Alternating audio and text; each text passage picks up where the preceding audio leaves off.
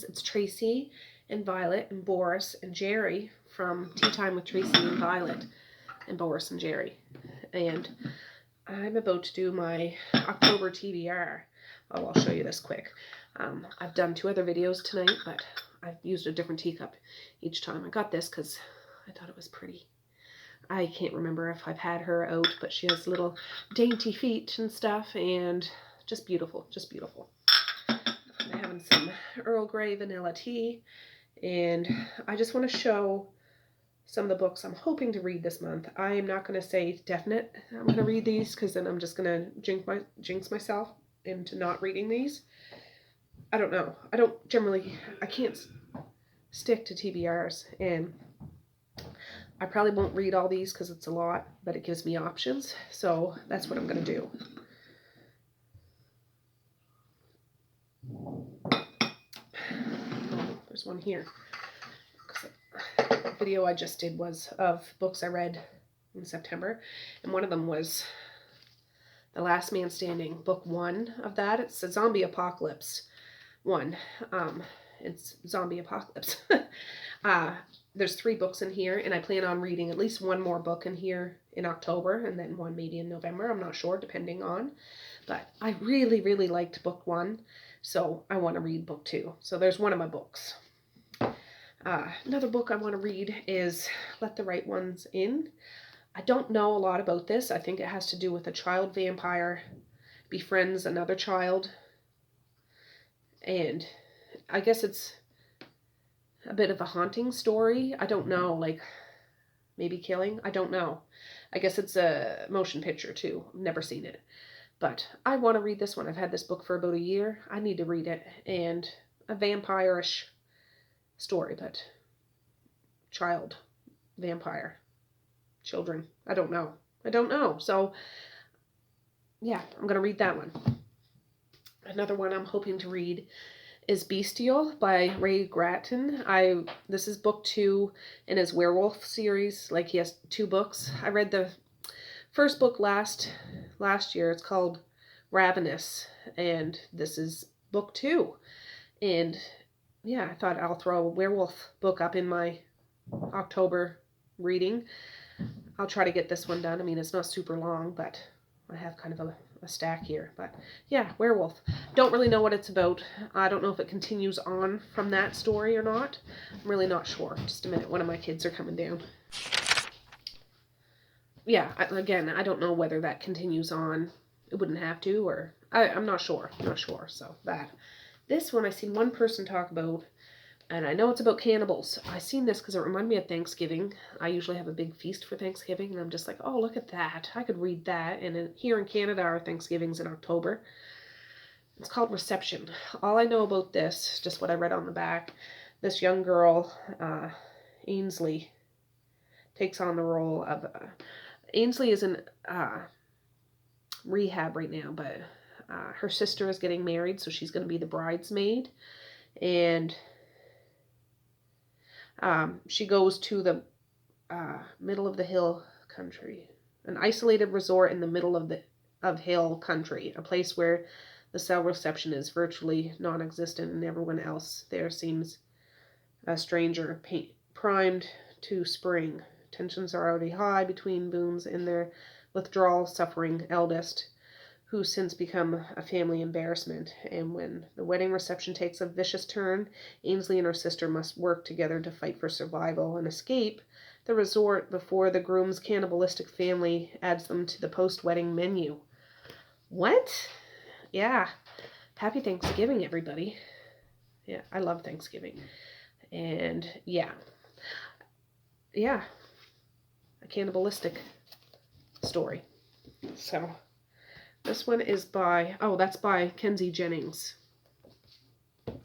This one is by Poppy Z. Bright, called Lost Souls. I know anytime I hear her name, people read Exquisite Corpse. I hadn't read that, so I was like, oh, I'll try something else.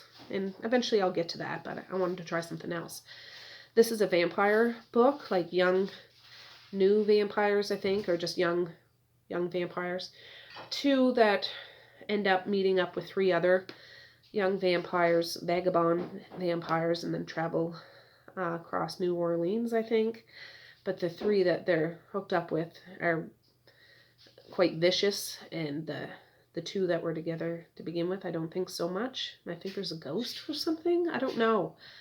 I'm not sure, but another vampire stuff. And I hear good things of Poppy Z. Bright. I just have never read anything by her. Kind of a coming of age story for vampires, I guess. I don't know. So I'm going to read that one. Another one I want to read is Dead Man's Song by Jonathan Mayberry. This is book 2 in a trilogy. I read book 1 last fall, Ghost Road Blues, and then there's one more after this. These are kind of big books, and the printing's quite small. You can see all these books I buy secondhand, but this is perfect. Well, I'm assuming perfect. I know book 1 happened right at Halloween time, and I'm assuming this is a continuation of the last year's story that I read. And it's about this little town that their big festival is Halloween. They do a haunted hayride, and it's like total extreme and stuff. Really good, really good. But this town has a history, has a bit of a history, and there's 2 serial killers on the loose in that first book that went, and I forget where they escaped, but they were traveling across country, and they end up crashing their car in this little Halloween village town. And this is what happened in the last book. But there's some evil forces there, like paranormal, supernatural forces going on there too. And yeah, murder, mayhem, Halloween, good Dead Man's Song. I'm looking forward to that, to see how the story continues on. So another one I want to read is Practical Magic. I know there's a series. I think this is book 2. I've never read any of them, but I got this real cheap, and I thought, oh, I can read that. It doesn't, like it's not teeny tiny. It's, yeah, Practical Magic. I don't think it's going to be quite as dark as some of these other ones, but I don't mind. I don't mind. Yeah. Another one I want to read is Zombie by Joyce Carol Oates. This isn't actual zombies. I think it's loosely based off of a real serial killer. It's a sexual psychopath and killer ever to be brought to life in fiction. I think there's this, I think this is, loosely based off of a real serial killer that used to drill holes in people's head and put acid in it or something. I don't know. I'm not sure, but I guess it's quite disturbing. And it's not very long. I think I could do that. I've never read anything by her before. And yeah, I'm going to do that one. Another one I want to read is Maggie's Grave. This is by David Sodergren. Sodergren? I don't know. This has to do with, I think, a little Scottish town. It only has 47 people there. 47 residents are all that remain. And there's nothing to do there, nothing to see except for a solitary grave near the top of the mountain. Maggie, while buried here as a witch, reads the faded inscription. But sometimes the dead don't stay buried, especially when they have some unfinished business. Relentless, atmospheric folk horror enhanced by a gift for eerie settings and relatable characters. Maggie's Grave is a perfect way to kick off your spooky season reading. Yeah, a haunted grave, witch, little tiny village, folk horror, that sort of thing. I thought that sounds good. Try that one on for size. Haunted house one I wanted to try is 12 Nights at Rotterhouse. I think this is quite popular. And I think 2 people go to stay 12 nights in this notoriously haunted house. I think they must be skeptic or something. And again, not that long. I just wanted to throw at least one haunted house up on this list. So that one, I like the cover too, and it's splattered with blood. So gotta love it.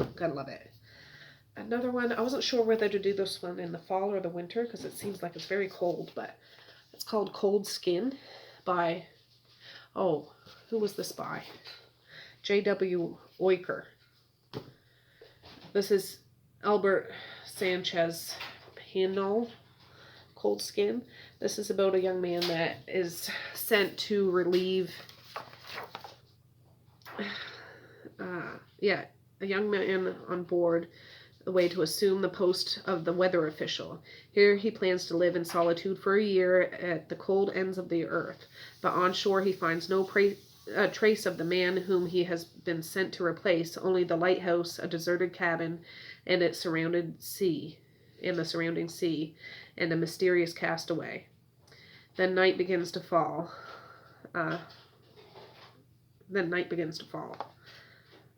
Yeah, works commentary, Spanish fiction. Yeah. So he goes, but in Antarctica. Yeah. In the years after World War One. So this is back in the day when he goes to relieve somebody who's not there, and he's supposed to spend a year by himself. I am assuming it's like eerie and lonely and cold and dark. It'd be more maybe like winter, November, but if I can squeeze it in this month, I'm going to. If not, I might push it to next month. We'll see. Another one I want to read is Devil's Creek by Todd Kessling.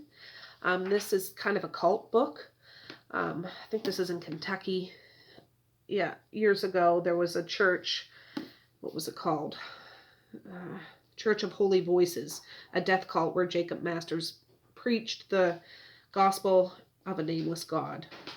And back in 1983, the church burned down following a mass suicide. Among the survivors is Jacob's 6 children and their grandparents, who banded together to defy their former minister, dubbed the Stafford Six. These children grew up amid scrutiny and ridicule, but their infamy has faded over the last 30 years. Now their ordeal is all but forgotten, and Jacob Masters is nothing more than a scary story told around campfires. Yeah, that's what's going on. I think the grandmother dies, and he has to go back to settle the estate, and while he's there digging through some things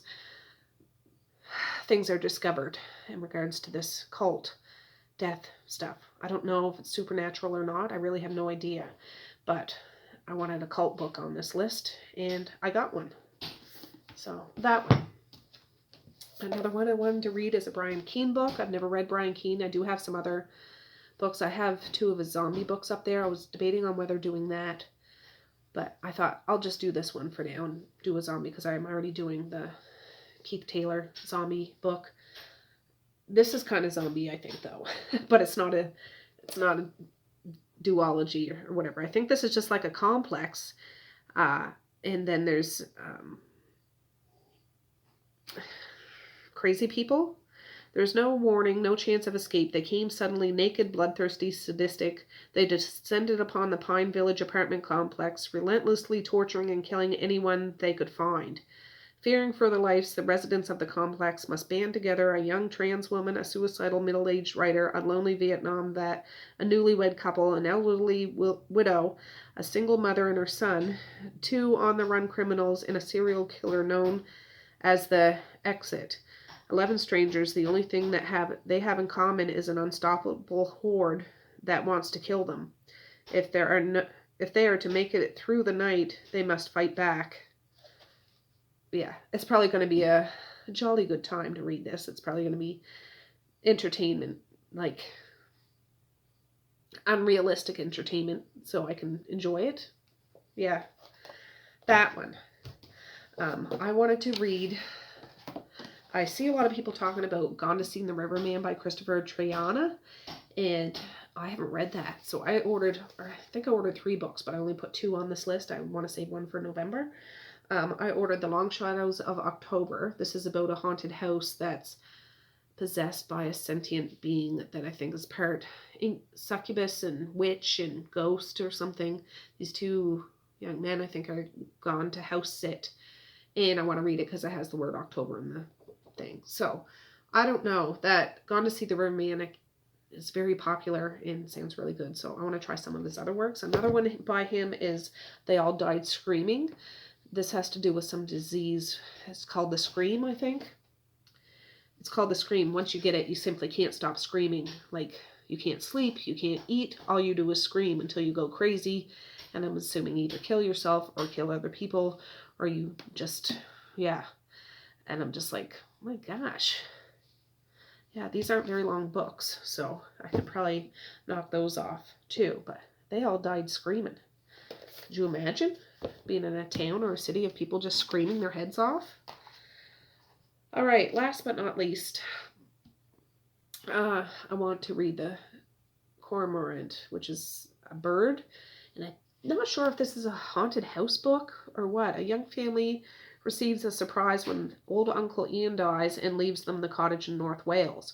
For Ian's nephew and his wife Anne, it seems a stroke of incredible good fortune, enabling them to leave their life in the city for a newfound freedom in a remote seaside cottage. There's just one catch. Uncle Ian's will has an unusual condition. The couple must care for his pet cormorant or forfeit the bequest. The will's provisions seem harmless enough at first, but when the young son Harry develops a strange fascination with an increasingly sinister and malevolent bird, they soon find that Uncle Ian's gift may not be a blessing, but a curse.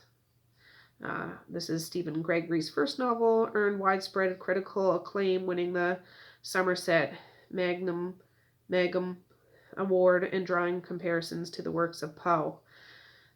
This edition includes a new introduction by an author in which he reveals the inspiration for this black and haunting tale. Yeah, I don't think this is like gory or anything. I think it's more of a haunting, sinister lore book kind of thing. But again, not very long, just over 100 pages, I think.